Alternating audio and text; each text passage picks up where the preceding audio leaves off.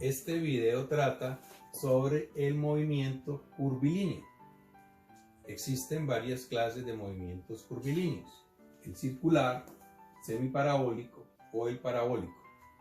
En general, en un movimiento curvilíneo, el objeto que se está moviendo se mueve en más de una dirección.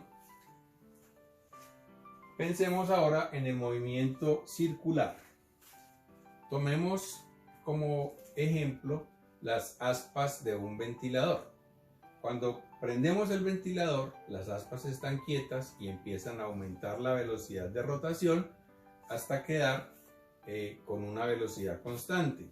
Luego, cuando apagamos el ventilador, esa velocidad va disminuyendo nuevamente.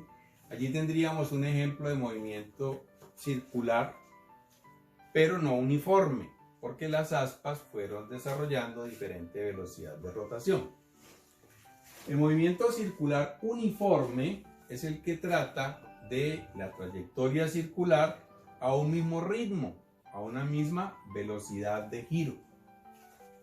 Como ejemplo tenemos las manecillas de un reloj. Ellas van realizando un movimiento circular y todo el tiempo tienen cada una de ellas el mismo ritmo, no lo cambian en ningún momento. Otro ejemplo sería el del planeta Tierra. El planeta Tierra realiza dos movimientos circulares, uno sobre su propio eje, que es el que llamamos rotación, y otro alrededor del Sol, que es el que llamamos traslación. Aquí lo tenemos ejemplificado. En estos casos se definen varias cantidades físicas como periodo, frecuencia, velocidad angular, velocidad lineal y aceleración centrípeta. Vamos a hablar de cada una de ellas. El periodo, que se representa con una letra T mayúscula, como se muestra aquí, es el tiempo que le tarda a una partícula dar una vuelta. Así, por ejemplo, el periodo del segundero de un reloj sería 60 segundos. Es el tiempo que le tarda dar una vuelta. Pero el periodo de rotación de la Tierra, por ejemplo, sería entonces 24 horas, porque es el tiempo que le tarda dar una vuelta. Eso es periodo. Se mide en unidades de tiempo. La frecuencia es la cantidad de vueltas que da en una unidad de tiempo. Puede ser en un segundo, en un minuto. Se calcula mediante estas fórmulas. Periodo es tiempo dividido el número de vueltas y frecuencia es número de vueltas dividido tiempo. Como pueden verse, son inversos multiplicativos. La velocidad angular se representa con la letra W y se define como el ángulo barrido en la unidad de tiempo. Si es que si a usted le da una velocidad angular en un cálculo 30 grados por segundo, significa que cada segundo la partícula está barriendo un ángulo central de 30 grados. Esa es la velocidad angular. Teta, letra griega teta, es el ángulo barrido en determinado tiempo. Se puede medir en grados, se puede medir en radianes, se puede medir en giros. Bueno, hay varias unidades para hacerlo. Y T, pues, es el tiempo, que también se puede medir en varias unidades. La velocidad lineal se calcula con la fórmula 2πr sobre periodo. ¿Por qué 2πr? Porque esta es la longitud de la circunferencia. Entonces, si yo estoy intentando medir una velocidad, debo determinar la longitud recorrida, perímetro de la circunferencia, 2πr, sobre el tiempo que tarda hacer ese recorrido. Ese tiempo es periodo. Entonces tenemos como fórmula de la velocidad lineal 2πr sobre periodo, y como fórmula de la velocidad angular W es ángulo dividido tiempo. Cuando un cuerpo está realizando un movimiento de trayectoria circular, entonces su velocidad va cambiando permanentemente de dirección. ¿Por qué? Porque la velocidad es un vector que es tangente a la circunferencia. Tangente quiere decir que lo toca en un solo punto. Como pueden ver, este vector toca en un solo punto a esta curva. Por eso se llama velocidad tangencial. Entonces, en un movimiento circular, la dirección del vector velocidad está cambiando permanentemente y eso genera cambios, entonces, que se van a medir con una aceleración. Recordemos que la aceleración mide los cambios de la velocidad. Esa aceleración se llama centrípeta porque apunta hacia el centro. Cuando el cuerpo está pasando por la parte más alta de su trayectoria, entonces la aceleración centrípeta apunta al centro de la curva, por eso la tenemos aquí este vector apuntando hacia abajo. Pero cuando el cuerpo está pasando por la parte más baja de su trayectoria, entonces la aceleración centrípeta apunta acá. En todo momento la aceleración centrípeta está apuntando al centro y de allí toma su nombre. Cuando decimos el centro nos referimos al centro de la trayectoria circular. Y la expresión matemática para medir esa aceleración centrípeta es el cuadrado de la velocidad dividido el radio. O sea, el cuadrado de esta cantidad. El cuadrado de la velocidad lineal sería el cuadrado de esta expresión dividido el radio. A continuación vamos a estudiar un ejemplo para aterrizar todos estos conceptos y darles una interpretación física. El ejemplo dice así: un carro da 3 vueltas por minuto en una glorieta. Entonces imagínese usted esa situación de 20 metros de radio de la glorieta. Hallar periodo, frecuencia, velocidad angular, velocidad lineal y aceleración centrípeta de ese vehículo. Empecemos pues con el periodo. Vamos a aplicar la fórmula tiempo sobre número de vueltas. El problema habla de 1 minuto. Bueno, son 60 segundos para tener unidades del Sistema Internacional de Tiempo. Habla de 3 vueltas. Eso sería n, el número de vueltas, 3.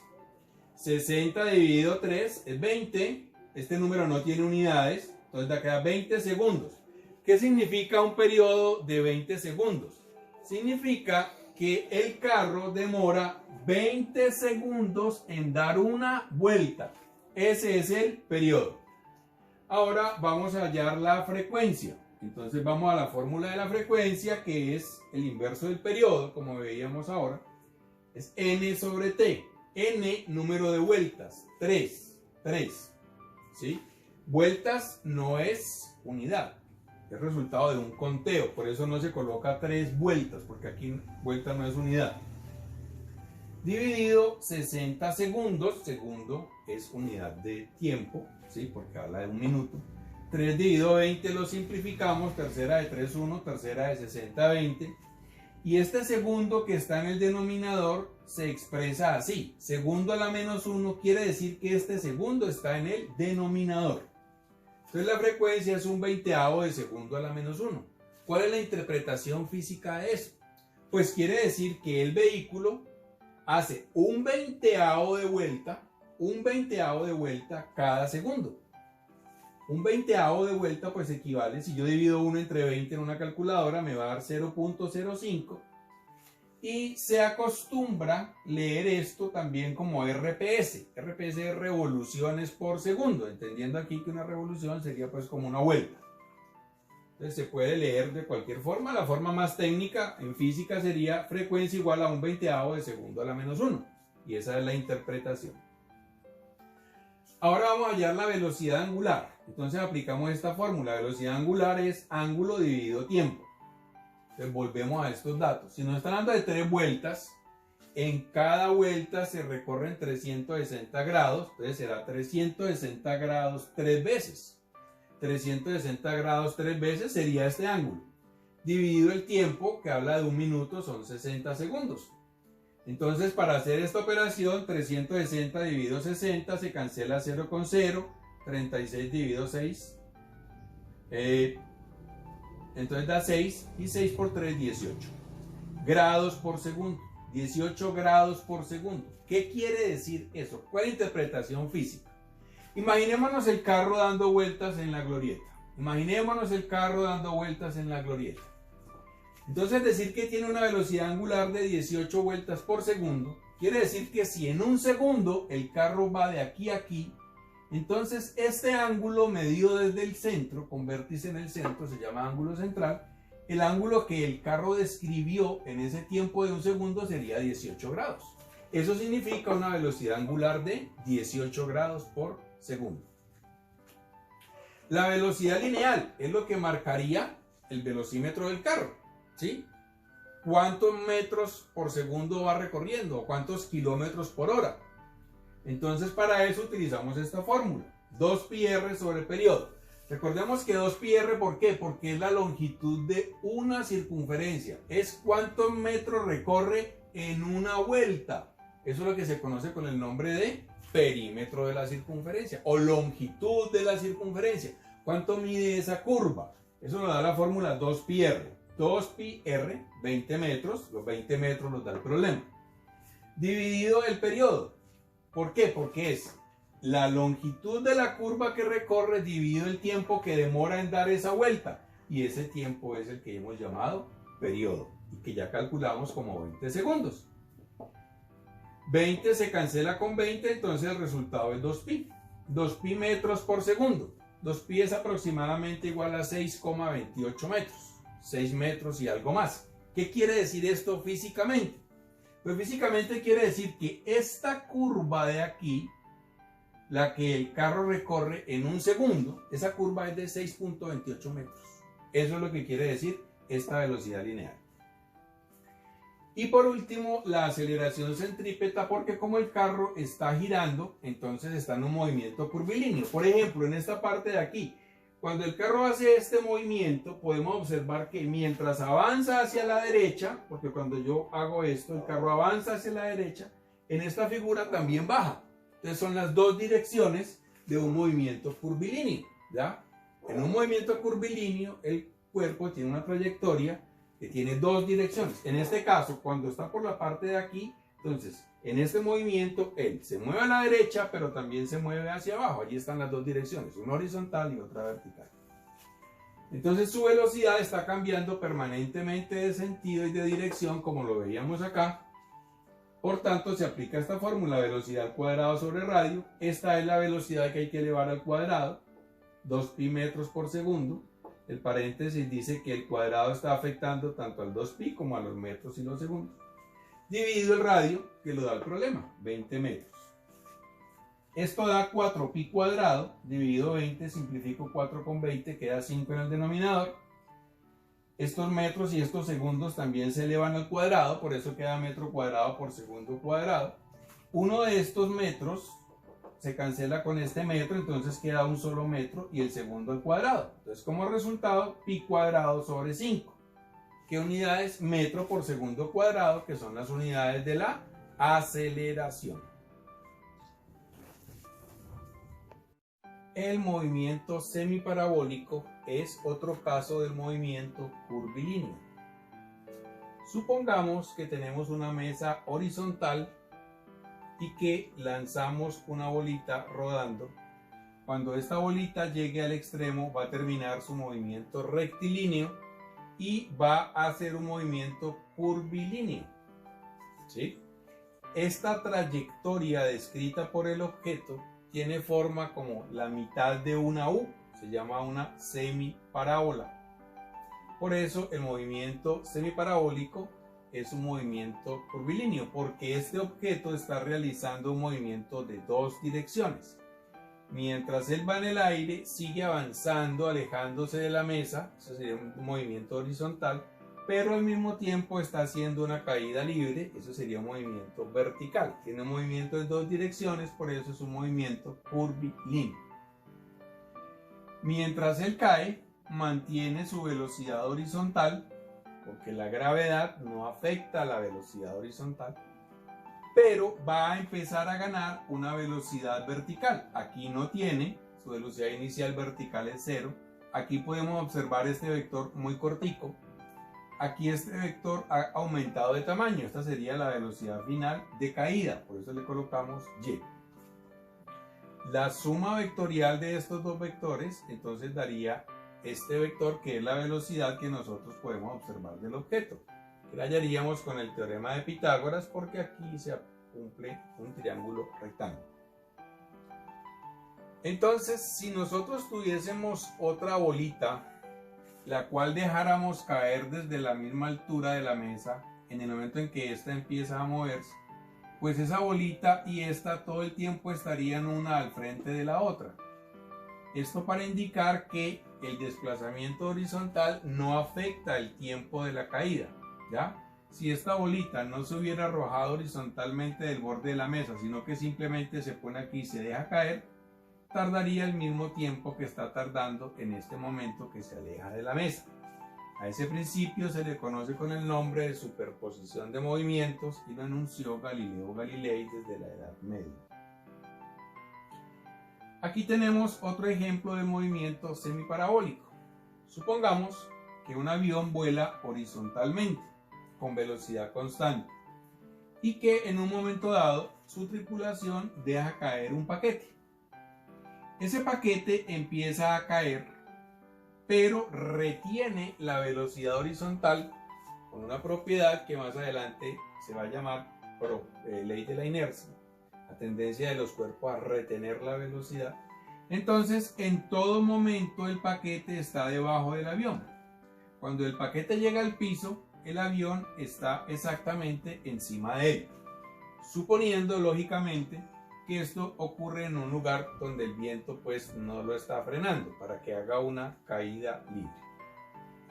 Vamos a continuación a resolver un ejemplo numérico.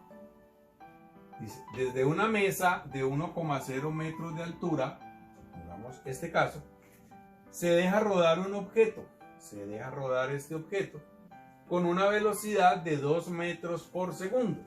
Entonces suponemos que esta velocidad del objeto es de 2 metros por segundo.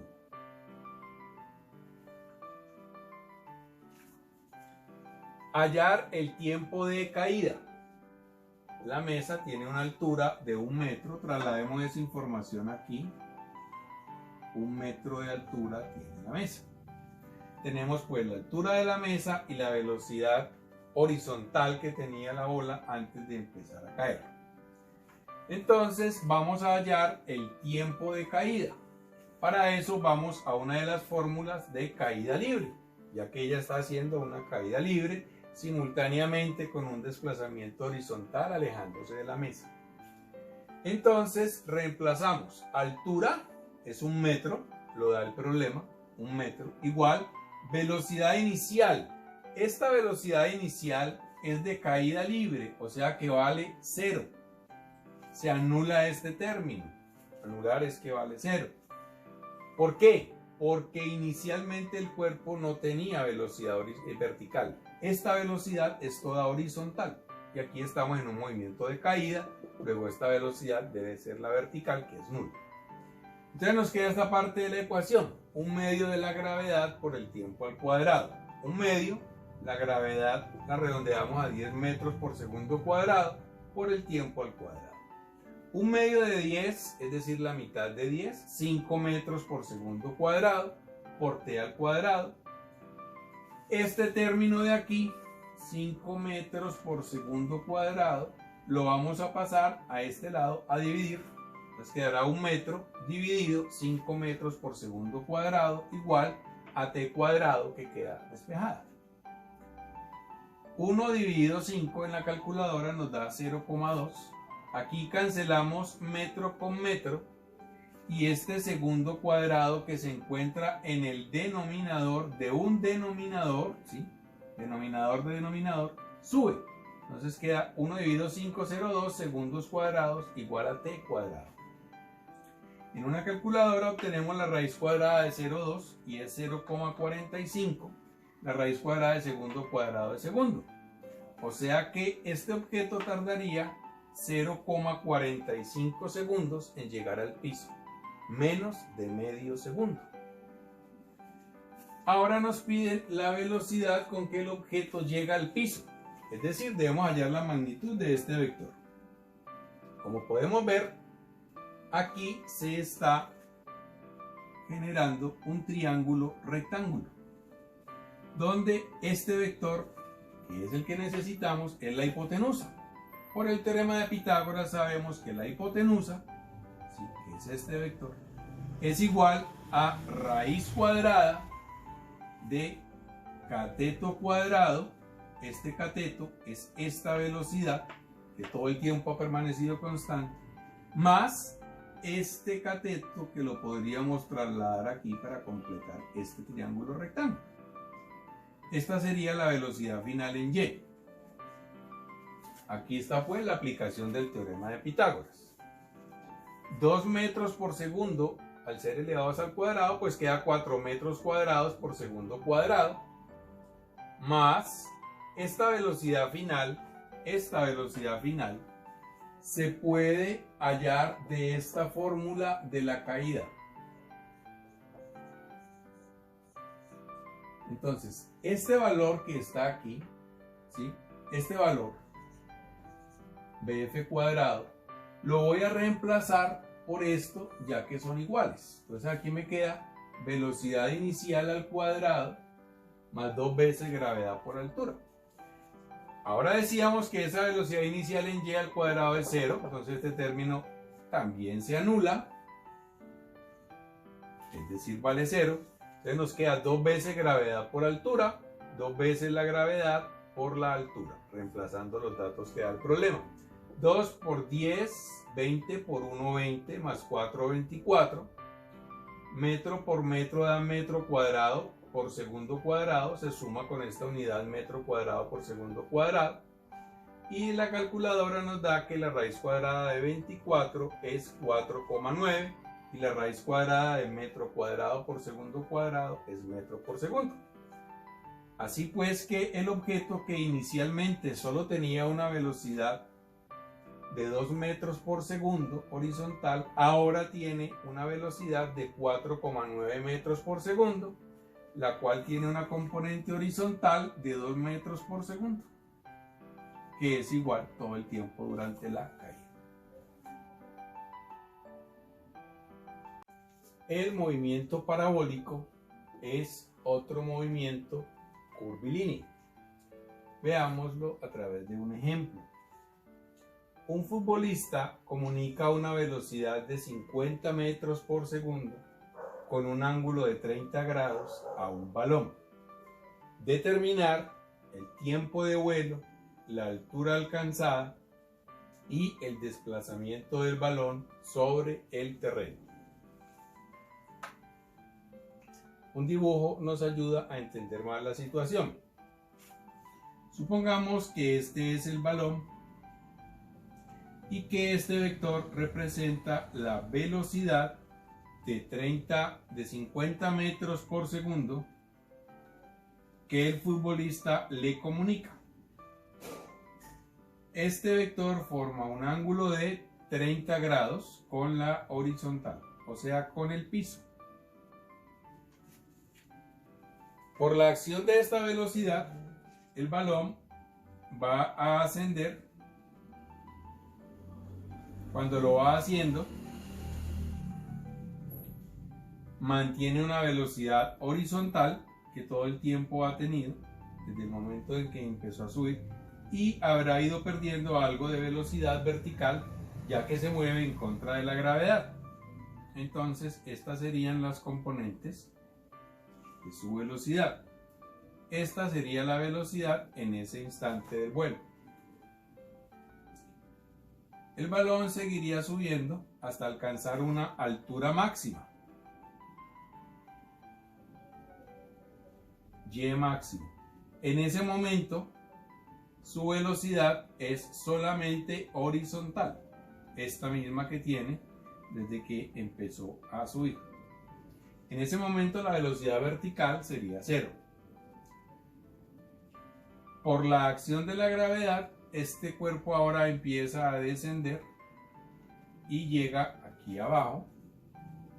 En este momento, un instante antes de tocar el piso, posee esta misma velocidad horizontal, y esta velocidad vertical ahora tiene sentido contrario. En ausencia del aire, bueno, estos 50 metros por segundo corresponden a esta velocidad, ya que estas son sus componentes. La suma vectorial de estos dos vectores nos daría nuevamente estos 50 metros por segundo con que salió en ausencia del aire, para que pueda hacer una caída libre, ¿no?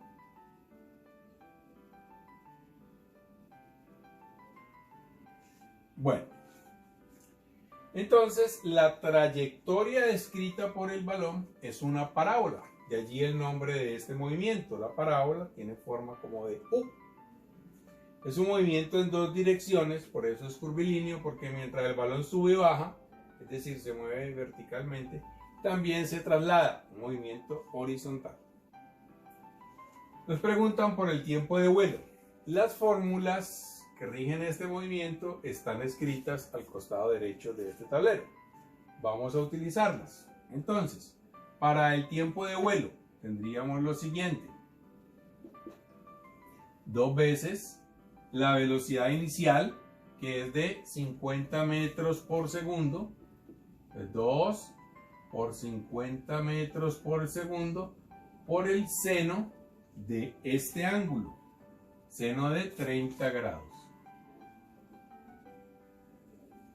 sobre la gravedad, que es de 10 metros por segundo cuadrado.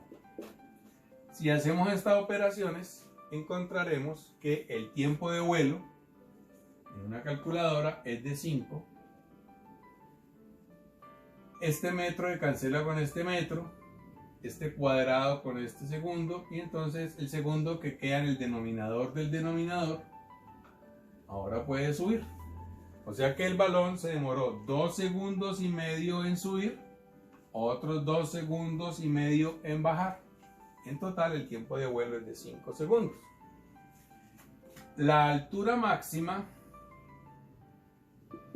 que se presenta aquí en la mitad de la parábola, esta altura, se halla con esta ecuación, con esta fórmula: 50 metros por segundo al cuadrado por el seno al cuadrado de 30 grados dividido 2 veces la gravedad, que es de 10 metros por segundo cuadrado. Para hacer estas operaciones podemos acudir a una calculadora. Nos fijamos que en la pantalla aparezca la letra D para poder usar estos ángulos en grados. Entonces sería 50 al cuadrado por el seno de 30 también al cuadrado, todo dividido 20. 2 por 10 es 20. Eso nos da 31.25. 31.25.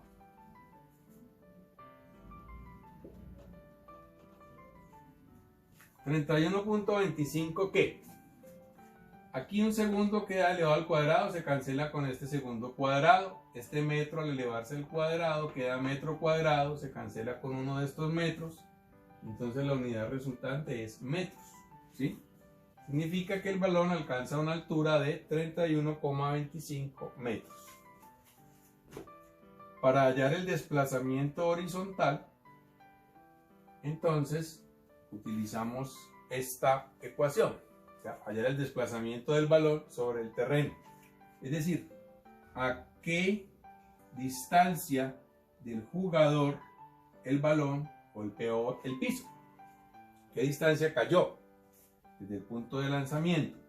Entonces utilizamos esta fórmula: velocidad inicial al cuadrado, 50 metros por segundo al cuadrado, por el seno de 2 teta. O sea, no es el seno de teta, sino del doble de teta. Entonces sería el seno de 60 grados. 2 teta sería el doble de 30 grados, 60 grados. Sobre la gravedad, que es de 10 metros por segundo cuadrado.